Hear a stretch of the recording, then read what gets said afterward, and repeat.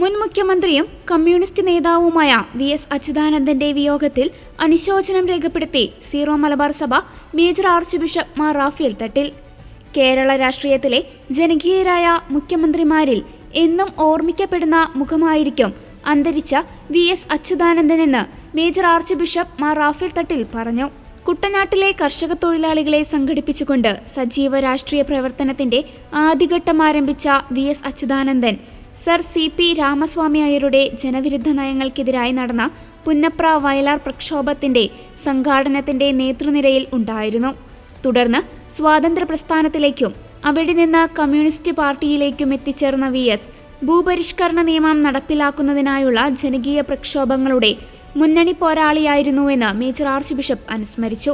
ജനകീയ സമരനായകൻ, ജനപ്രതിനിധി, പ്രതിപക്ഷ നേതാവ്, മുഖ്യമന്ത്രി എന്നീ നിലകളിൽ കേരളത്തിന്റെ പൊതുജീവിതത്തിൽ അദ്ദേഹം നടത്തിയ ഇടപെടലുകൾ ശ്രദ്ധേയമാണ്. 8 പതിറ്റാണ്ടിലധികം നീണ്ട രാഷ്ട്രീയ ജീവിതത്തിൽ എന്നും അധ്വാനിക്കുന്ന ജനവിഭാഗങ്ങളോടൊപ്പം നിലകൊണ്ടിട്ടുള്ള നേതാവായിരുന്നു വി.എസ്. അച്യുതാനന്ദൻ. പാരിസ്ഥിതിക വിഷയങ്ങളെ മുഖ്യധാര രാഷ്ട്രീയത്തിന്റെ ഭാഗമാക്കുന്നതിൽ അദ്ദേഹത്തിന്റെ നിലപാടുകൾ വലിയ സ്ഥാനം വഹിച്ചിട്ടുണ്ട്.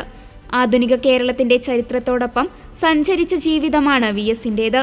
സാധാരണ മനുഷ്യർക്ക് എപ്പോഴും ആശ്രയിക്കാമായിരുന്ന രാഷ്ട്രീയ നേതാവായിരുന്ന വി.എസിന്റെ വേർപാട് നികത്താനാവാത്ത നഷ്ടമാണെന്നും അദ്ദേഹത്തിന്റെ ദേഹവിയോഗത്തിൽ ദുഃഖിക്കുന്ന കുടുംബങ്ങളോടും പാർട്ടി പ്രവർത്തകരോടുമുള്ള സീറോ മലബാർ സഭയുടെ അനുശോചനം ഹൃദയപൂർവ്വം രേഖപ്പെടുത്തുന്നതായും മേജർ ആർച്ച് ബിഷപ്പ് അറിയിച്ചു.